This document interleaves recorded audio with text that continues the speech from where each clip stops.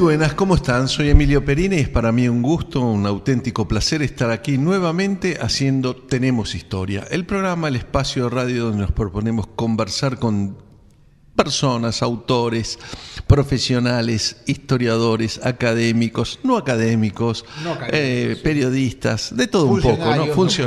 Funcionarios, maestros. Ha pasado, creo que ya a esta altura y después de 12 años de hacer este programa, yo creo que... Maestra jardinera nos falta. Maestra jardinera nos falta y alguna otra profesión, porque actores tal vez, no me acuerdo si tuvimos también algún actor.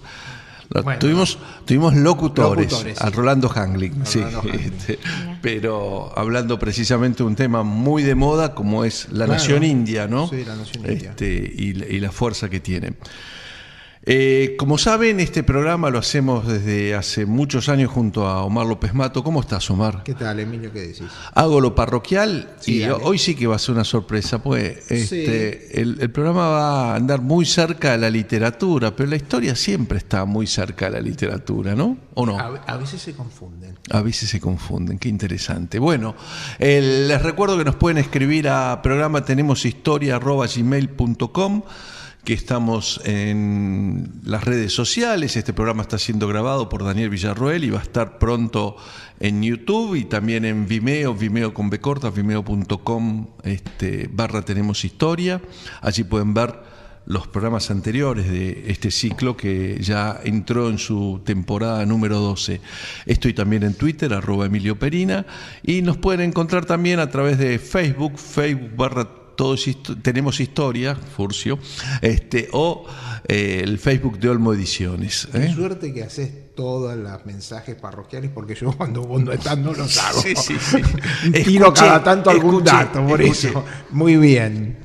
Pero viste que además ahora ya me los aprendí de memoria, ya no uso el papelito que usaba los primeros años, pues ya duermo con esa idea en la cabeza.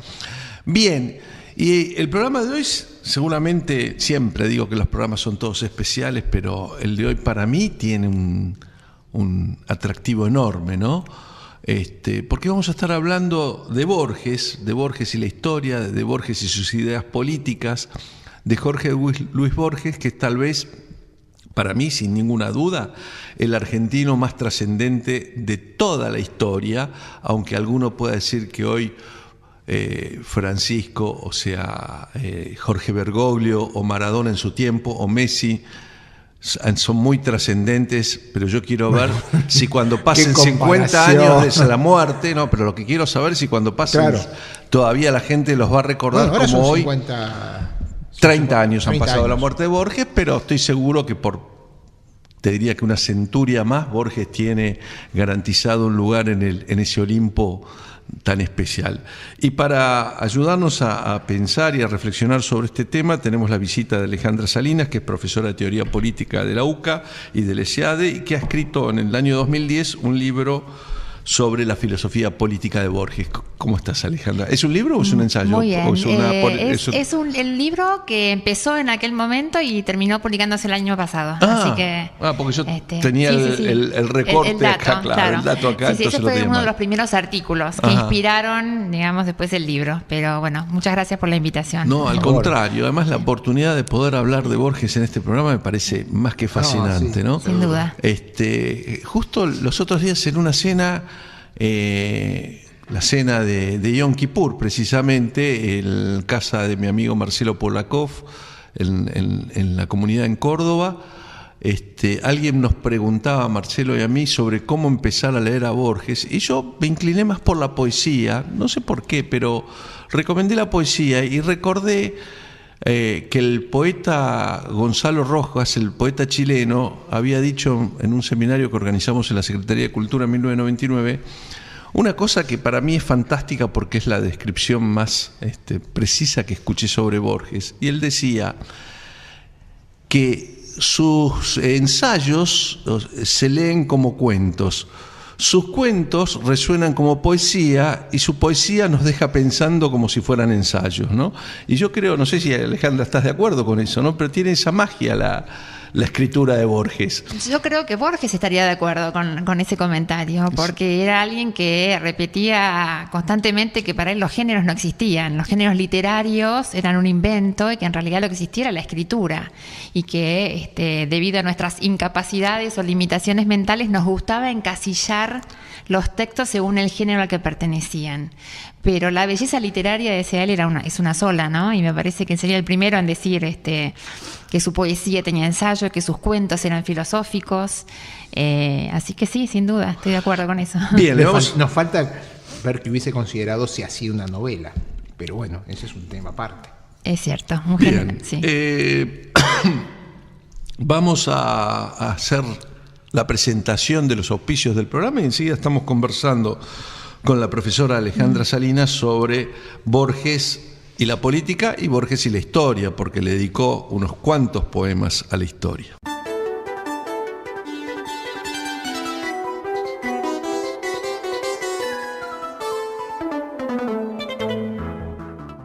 Seguimos en Tenemos Historia y hoy hemos invocado el fantasma siempre presente en la cultura argentina de Borges, el hombre que está citado en miles y miles de libros de todo tipo, de ciencia política, de ciencia dura, de literatura, en novelas, en ensayos, siempre aparece una cita de Borges. Es tal vez el más citado de todos los escritores del siglo XX. Eso lo leí alguna vez porque... ¿Vos decís de todo el mundo? Sí, de todo el mundo. Sí, porque puede competir con Shakespeare, puede competir con los grandes autores de la historia, porque es utilizado en distintas disciplinas. Sí, yo me refiero a una cita, ¿no? A una reflexión. Por de pronto, muchos ven en el Aleph y en muchas de sus imágenes un anticipo del mundo cibernético, ¿no? Claro. De ese mundo que no tiene centro, que no tiene periferia, que no tiene pasado, que no tiene presente, que está todo mezclado. Y nos acompaña Alejandra Salinas para hablar de esta cuestión. Y tu aproximación a Borges, yo voy a contar la mía, mira, y después, porque pertenezco a una generación para la cual yo tenía 14 años en 1970, así que la era Borges era que te tiraran huevazos en la escuela, que te maltrataran. En los 70, sobre todo lo 73. Maltrataban a Borges. Lo maltrataban en filosofía y letras lo querían empujar por la escalera. Sí. Realmente... Eso es bueno recordarlo, porque los de filosofía y letras lo querían, literalmente no se cayó porque Dios es grande, porque realmente lo querían empujar por la escalera. Hubo toda una moda anti-Borges a partir de los años 70, sobre todo 73, así que yo empecé a leer a Borges ya bastante grande y se lo debo al fallecido Patricio Loiza cuando hacíamos de Persona a Persona en Radio del Plata a comienzos de los 90, que él era un fanático de Borges, entonces lo citaba tanto que yo empecé a leer a Borges y me convertí en un fanático de Borges y empecé a leerlo alrededor de los 40 años, tenía 38, 40 años cuando lo empecé a leer. Yo tuve una aproximación más juvenil. Y no lo abandono nunca y cada tanto vuelvo a Borges porque lo considero una de esas lecturas sanadoras. No sé cómo fue tu aproximación a Borges, porque vos venís de la ciencia política. Mira, fue un poco parecida a la tuya, porque yo pero también... sos mucho más joven. Bueno, algo, pero no mucho. A mí lo que me pasó es que cuando iba a los congresos de ciencia política internacionales había frecuentemente profesores de Europa y de Estados Unidos que en cuanto se enteraban que yo era argentina, lo primero que me preguntaban era: ¿leíste a Borges? ¡Qué grande Borges! ¡Oh, Borges, great writer! Y yo había leído a Borges en el colegio, como vos decís, no te insistían en que leyeras a Borges, era más bien una cuestión particular y privada mía, pero no lo suficiente como para explicarles a lectores extranjeros en qué consistía el aporte de Borges a la literatura. Con lo cual, también eso, en los 40 años empecé a leer cada vez más y me fui como vos enganchando poesías, ensayos, cuentos, y de alguna manera traté de leer a Borges desde lo que es propiamente mío, que es el análisis de la teoría política, ¿no? Y me di cuenta que había algo para decir sobre ese tema. Es decir, se había dicho mucho, pero no se había dicho aquello que yo quería escuchar. Uh-huh. Está claro que en Borges hay muchas resonancias filosóficas por sus lecturas de Schopenhauer, Spinoza y la Finur. Estamos hablando de la Finur. Estamos hablando de la Finur. Es un gran filósofo argentino, porque es olvidado, pero su pariente realmente las lecciones de filosofía Así es. de la FINUR son muy interesantes, son, ¿cómo te puedo decir?, esclarecidas. Sí, Borges, digamos, conocía y manejaba todos los temas del saber y del conocimiento humano, ¿no? Porque, como vos decís, ciencias duras, filosofía, literatura, etcétera. Mi mirada iba a ser mucho más modesta, porque, insisto, yo vengo de la teoría política y contemporánea, lejos de ese siglo XIX que él adoraba, ¿no?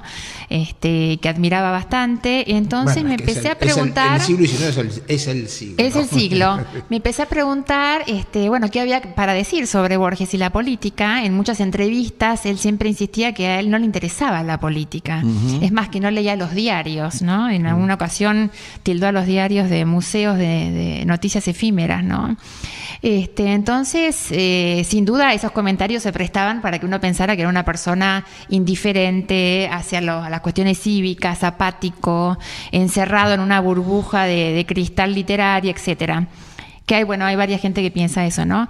El Borges que yo me encontré en sus cuentos y ensayos, en la poesía en menor medida, porque tampoco podía abarcar todo en mi proyecto de libro, fue un Borges distinto, fue un Borges preocupado por lo político, inspirado en la historia política, inspirado en ideas políticas, como ser, ¿qué rol debe cumplir un gobierno? ¿Cuáles son los límites que tiene el gobierno? ¿Cuál es la relación entre el gobierno y la gente, ¿no? Y claramente para mí fue un desafío encarar a Borges desde este ángulo porque él insistía en que no quería hacer política, que no le interesaba pasar ningún mensaje político o social y que lo suyo era puramente literario y recreativo, ¿no? Ahora, Alejandra Salinas, ¿y cuáles son los cuentos con los que más trabajaste y cómo? Danos unas pistas de estas ideas. Lógico, sin duda, esa fue una introducción. Bueno, lo que yo encontré, el Borges político que yo encontré es un Borges que, digamos, podemos clasificarlo al menos en 2 o 3 áreas, ¿no? Uno es el Borges más directamente vinculado con lo que llamamos filosofía política, ¿no? Que es, qué tipo de orden social y político, digamos, él recomendaría como ideal, o por lo menos qué tipo de visión sociopolítica inspiró sus cuentos. En concreto, estoy pensando en los cuentos del Borges más tardío. Es el Borges de El libro de arena, si querés. Es el Borges del cuento El Congreso, el cuento Utopía de un hombre que está cansado, el cuento Avelino Arredondo y El soborno. Esos 4 cuentos puntuales me parece que tienen una riqueza de análisis muy profunda respecto de, qué es lo que se espera en términos de cómo caracteriza Borges a los personajes que habitan esos cuentos. Por tomar un caso, Avelino Arredondo, ¿no? Que es alguien que planea meticulosamente el asesinato de un presidente en Uruguay, ¿no? Y está basado, como muchos de los cuentos de Borges, en datos de la realidad histórica. Sí. Ahora, la manera en que lo presenta como una persona independiente, que siente que hace este asesinato como contribución a la vida cívica, ¿sí? No por resentimiento, no por revolucionario, sino con un ánimo de restablecer un orden político que a su juicio había sido interrumpido por las facciones. Entonces hay toda una serie de descripciones de cómo se comportan las facciones en política, que si uno lo mira con un análisis o una mirada más contemporánea, tiene mucho que mostrarnos, ¿no?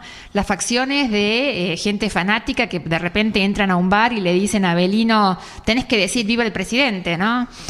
Porque si no te matamos, ¿no? O tenés que votar a alguien. Eso era muy uruguayo en la época. Eso era muy uruguayo. Aparte, Arredondo, supongo que te hace algún tipo de referencia al general Arredondo, que fue un compañero de su abuelo. Bueno, es uno de los no hace referencia, pero seguro que se inspira en ese es uno personaje, de los, ¿no? Es uno de los oficiales uruguayos que vienen que trae mitre. Él siempre elige los nombres y las fechas con algún mensaje. Pero esa historia de entrar en... Bueno, hay que entender que Borges tiene una relación bastante estrecha con Amorín, con Enrique Amorín, que era el escritor uruguayo con el que pasó varias vacaciones en Salto, en Uruguay, sin duda. Que era pariente por parte de la esposa. Así es.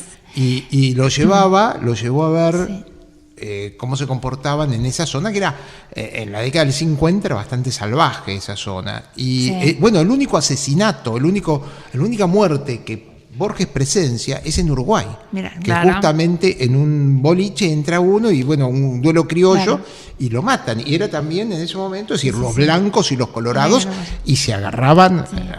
Uno veía a los uruguayos un poquito más mansitos, pero los uruguayos tuvieron 70 y pico de revoluciones hasta 1920, en 1830. En 1920 fueron 70 y pico de revoluciones. Y las revoluciones eran bastante sanguinarias. Sí, sin duda. Y todo ese mundo que a él lo atrapó tanto, ¿no? Sí. Como fuente de inspiración literaria. Pero bueno, un poco para volver a Avelino, a mí lo que me interesa es la mirada de Borges, es cómo él retrata a Avelino actuando por su cuenta y a riesgo propio, que incluso ahí mismo después aclara que había otras interpretaciones de cómo Avelino había sido víctima de una opresión de clase que lo había hecho rebelarse contra el poder. Tenemos que hacer una pausa, la primera pausa en el programa de hoy, y seguimos después conversando con Alejandra Salinas, profesora de Teoría Política de la UCA y del ESADE, sobre Jorge Luis Borges y su relación con la política, y nosotros vamos a tratar de echar un poquito la historia también.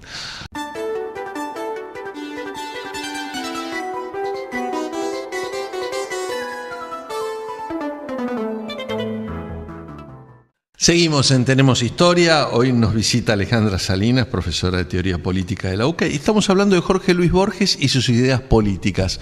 Y nos estabas contando de Avelino y la forma en que Borges encara la responsabilidad. ¿Es Avelino víctima de la sociedad que lo creó o siempre el hombre tiene la posibilidad de decir que no y hay un libre albedrío final? Parece que Borges se inclina por lo último, actual, ¿no? Totalmente. Es una discusión, es eterna. La otra versión de Avelino podría ser una versión de José Pablo Feynman y de los montoneros de Avelino, digamos. Exacto, aparte Borges también tenía todo un conflicto, es decir, filosófico y teológico, porque también Borges apreciaba mucho el protestantismo. Tenía cierta y los protestantes, recordemos que no reconocen el libre albedrío, creen más en la predeterminación.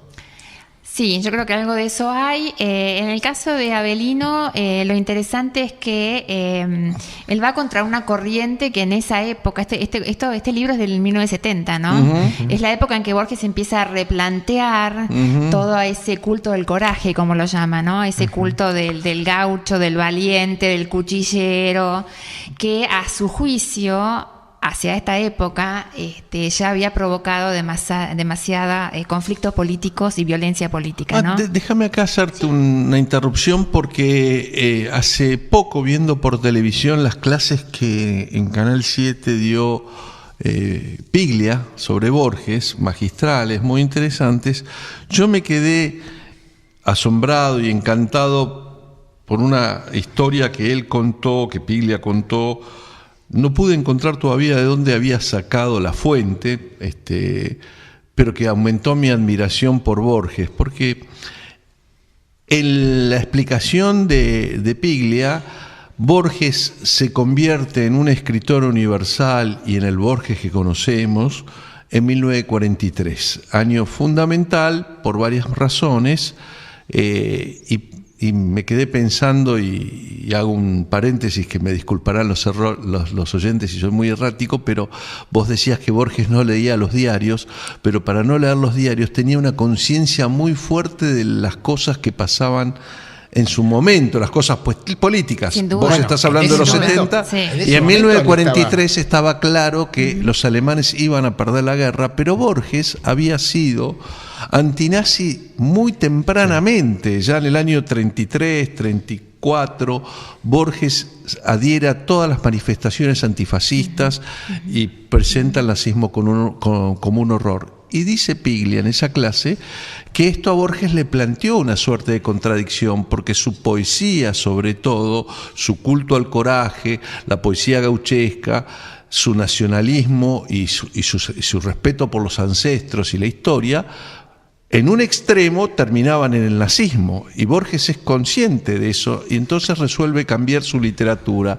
Y la frase impactante es una en la cual Borges le dice a alguien: uno como persona puede cometer distintos tipos de indignidades, puede claudicar y puede tener bajezas morales, como escritor no. Interesante.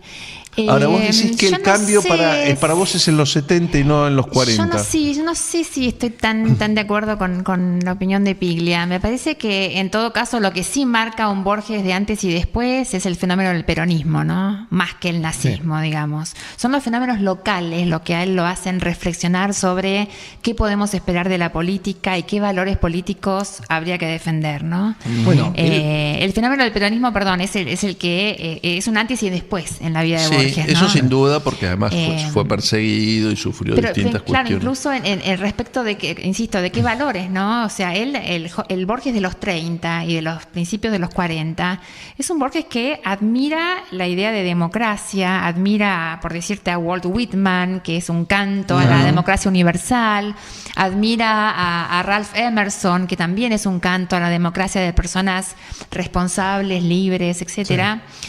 Y de repente, después del peronismo, Borges se vuelve crítico de la democracia en su versión más populista, si querés, hasta el punto de que esa aversión va creciendo, y no sé si es en el año, creo que 76, que dice la famosa frase: la democracia es un abuso de la estadística, sí, ¿no? Es el 76.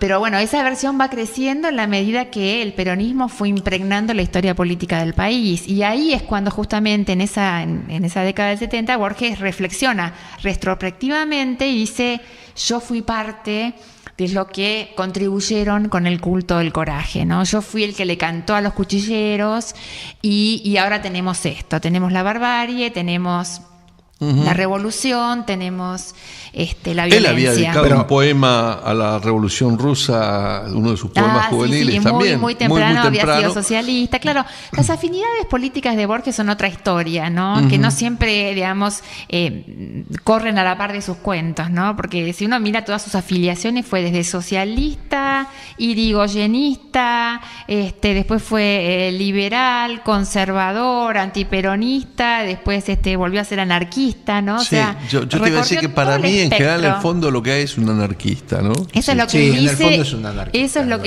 que él dice. Es eso es lo que también. Gran parte del escepticismo es anarquismo, ¿no? Creo que sí, que hay mucho de eso.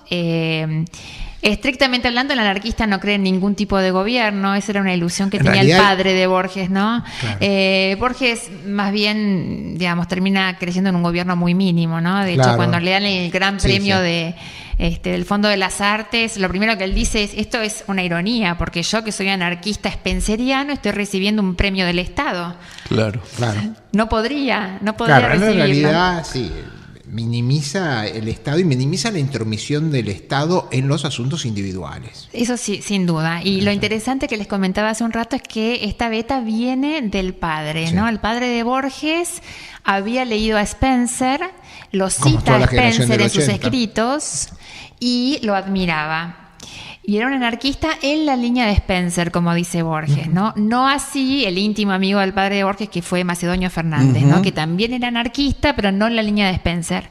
Era un anarquismo mucho más, si se quiere, comunitario, contrario a la propiedad privada, etcétera, ¿no? Pero volvamos a los 70 y a esta relación entre la responsabilidad, que me parece que te interrumpimos esa idea, me parece interesante que la continúes. Mira, es muy interesante. Para mí la década del 70 en Borges amerita un análisis separado, ¿no? Porque es cuando él empieza a hacer el contraste entre esas ideas políticas que él había, insisto, heredado de su padre y desarrollado de alguna manera en sus ensayos, con la realidad política argentina, ¿no?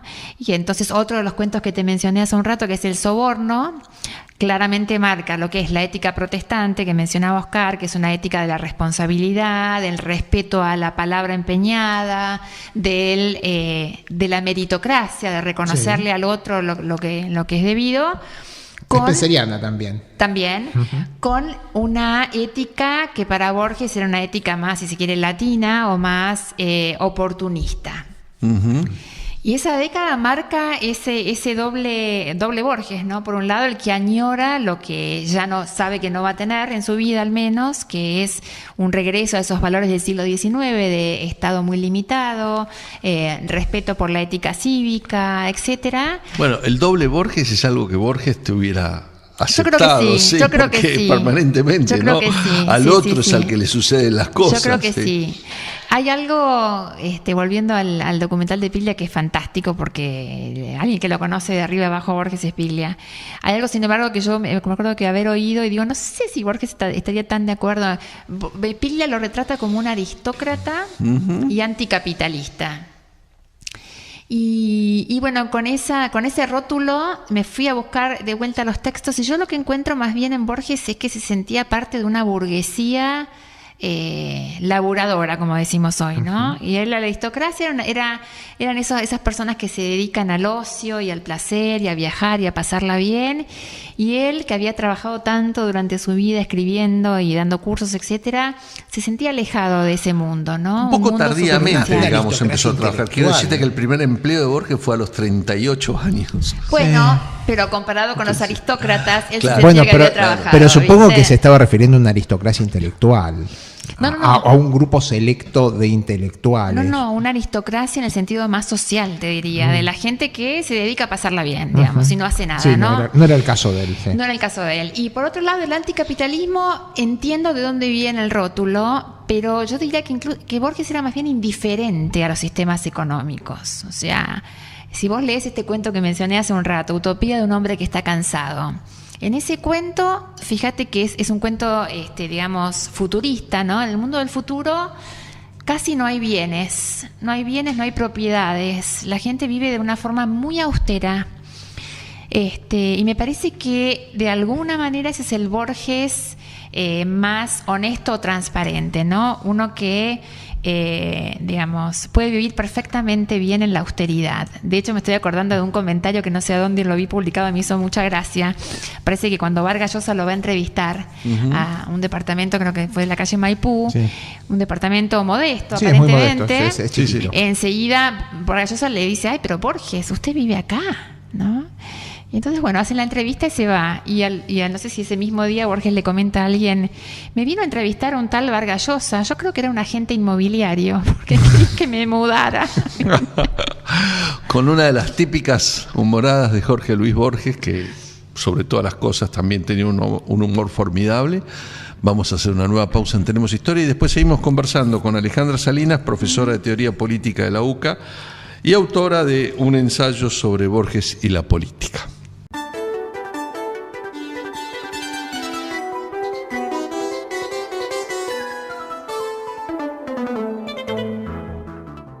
Seguimos en Tenemos Historia, nos visita hoy Alejandra Salinas, que está presentando en castellano próximamente con la UNTREF su libro sobre Borges y la filosofía política, que creo que vamos a volver a conversar con ella cuando el libro esté en la calle. Y yo estaba por elegir una poesía histórica y me enganché con Everness. Solo una cosa no hay, es el olvido. Dios que salva el metal, salva la escoria y cifra en su profética memoria las lunas que serán y que han sido. Es un poco la idea de Borges de la historia como algo circular y permanentemente inaccesible para el humano y como un plan universal manejado como también está en el ajedrez, la idea de cuál es la mano que mueve la pieza del jugador, ¿no? Que mueve la mano que mueve la pieza. Así es, ¿no? Claro, pero ves, ahí está el choque de los dos conceptos, el determinismo protestante y el libre albedrío que propones desde un punto de vista político. Es que permanentemente está oscilando entre esas dos. Borges es un yin y un yang, y después 0 y 1, siempre juega con esos contrastes, ¿no? Sí, es un juego literario sin duda. La filosofía para él es inspiración. Digamos, dice que lo marcó durante toda su carrera, durante toda su vida, que no aspiraba a ser filósofo, pero que sí le interesaban las ideas filosóficas para producir literatura, ¿no? Y eso que leíste me parece que es bien representativo de las preocupaciones que él tenía, que como te comenté antes, también eran preocupaciones que le venían del padre, ¿no? Uh-huh. La idea del tablero y de que somos piezas en un tablero donde nos mueve una mano que no es nuestra voluntad. Es una idea que aparentemente el padre de Borges había tomado incluso de la filosofía oriental, uh-huh. ¿no?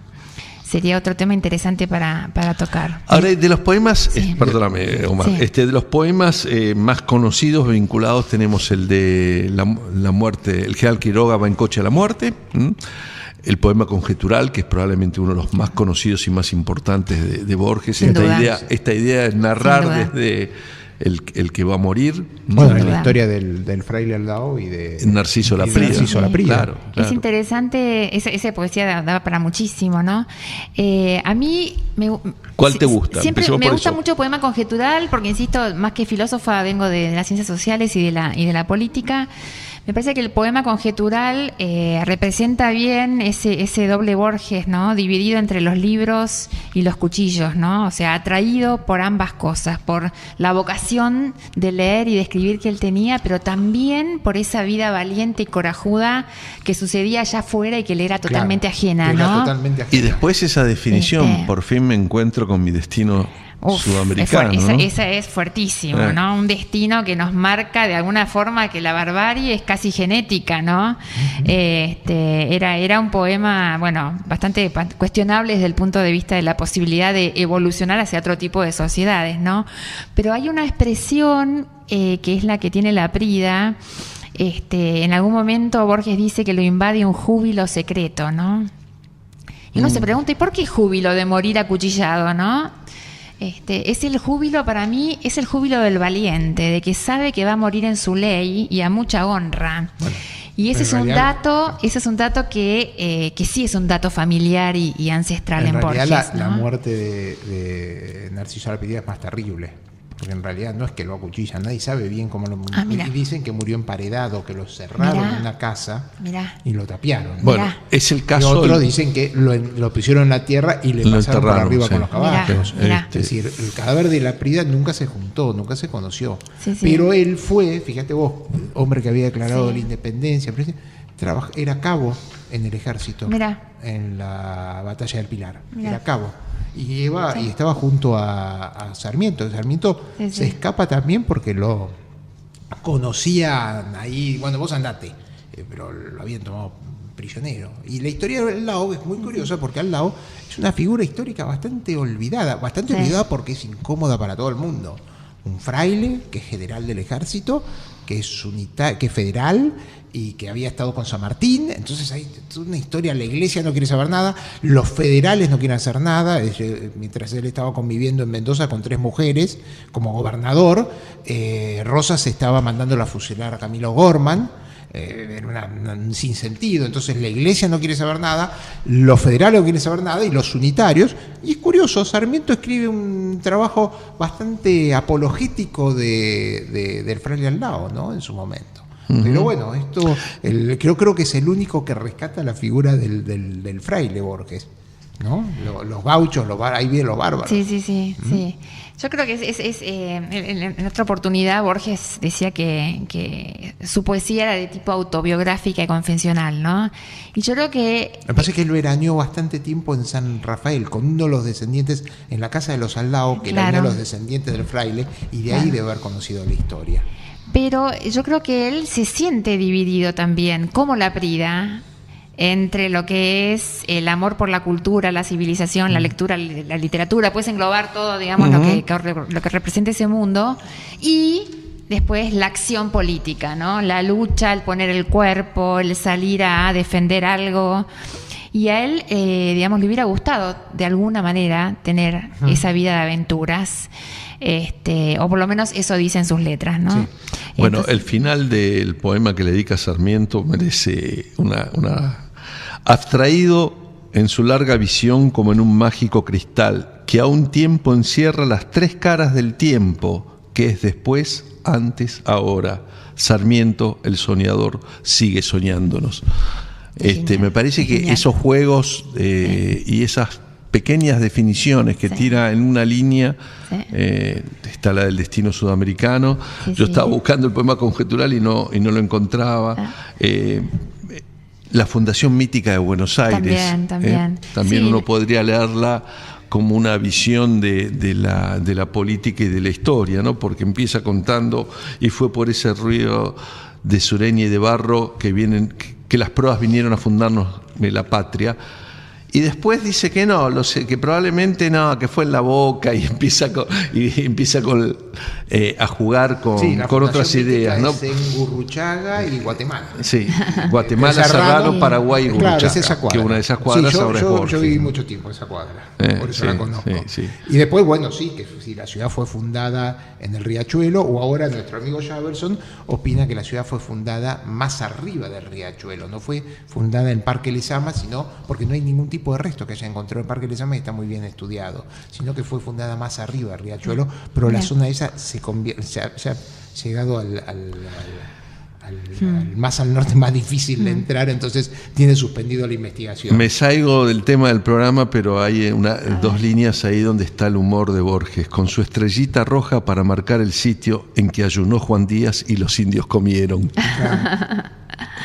Sí, esos detalles. Vamos a hacer la última pausa en el programa de hoy y seguimos revisando algunos poemas y hablando de Borges y de la política y de la historia con Alejandra Salinas, cuyo libro pronto va a presentar en castellano la Universidad de 3 de Febrero y es profesora de teoría política en la UCA y en el SEADE.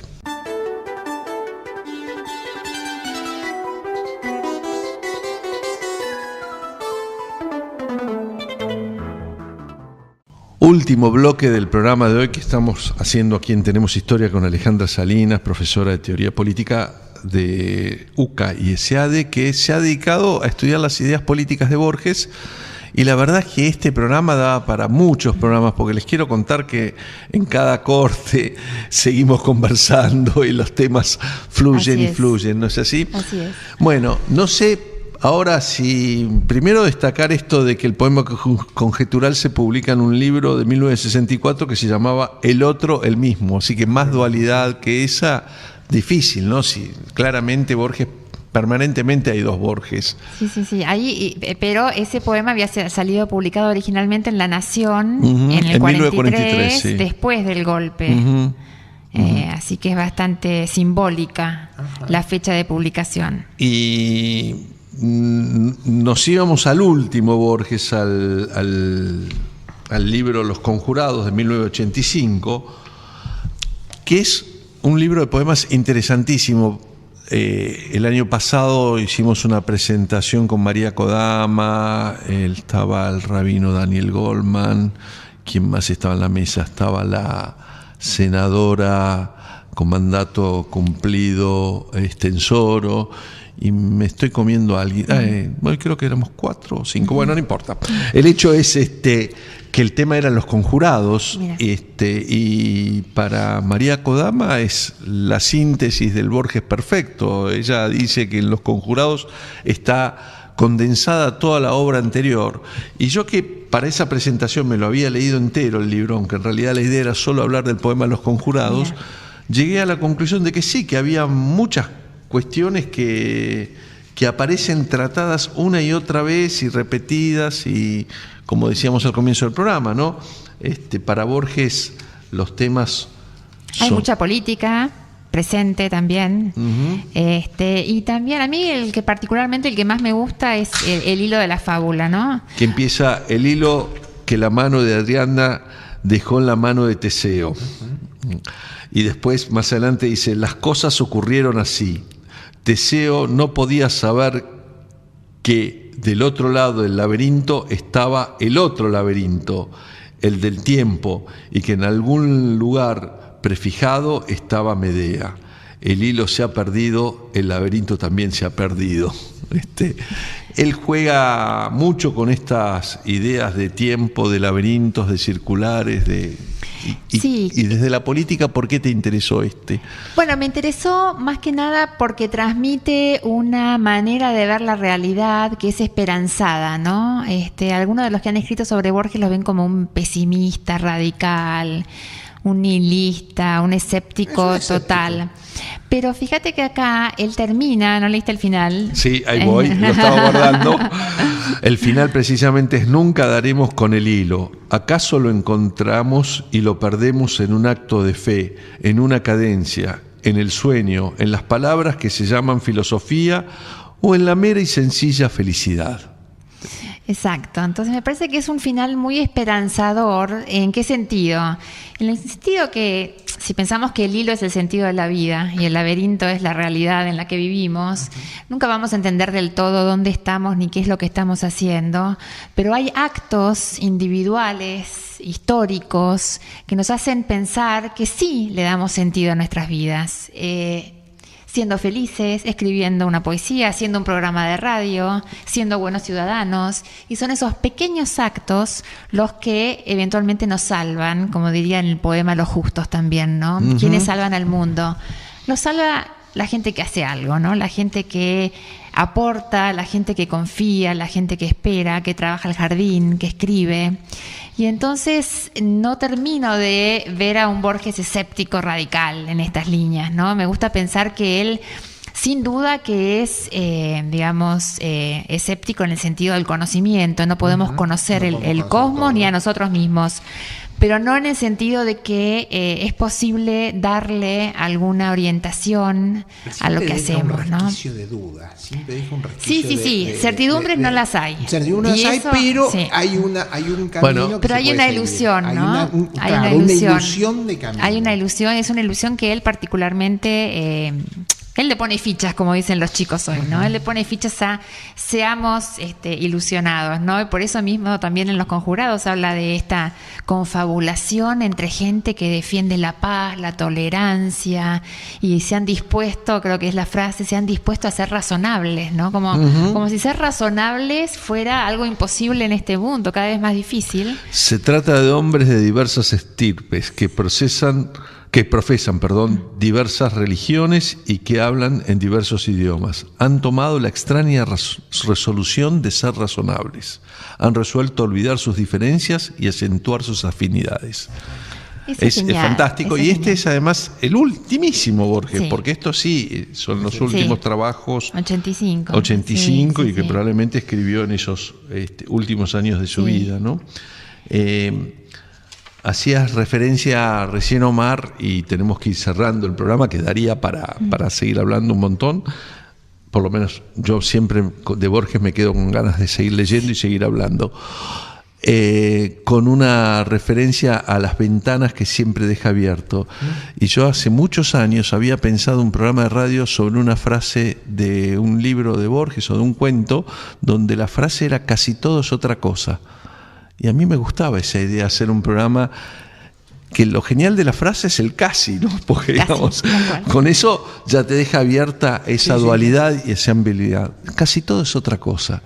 En Borges también casi todo es otra cosa. Por eso hay que leerlo con profundidad y con la atención que lo ha hecho Alejandra Salinas. Gracias, Alejandra, por habernos invitado. Y cuando salga el libro, yo creo que vamos a repetir este programa con el libro ya en castellano y con más temas para tocar que permitan hacer una comprensión de la mirada política, filosófica e histórica que subyace en todo esto y que había en el que para mí es el más universal de los argentinos, el que más ha llevado nuestra bandera a todo el planeta y lo seguirá haciendo por muchos años más seguramente, que Jorge Luis Borges. Muchas gracias a ustedes por la invitación. Omar, ¿nos reencontramos la semana próxima? Vamos a estar acá. Los vamos a estar esperando, probablemente. Probablemente, casi.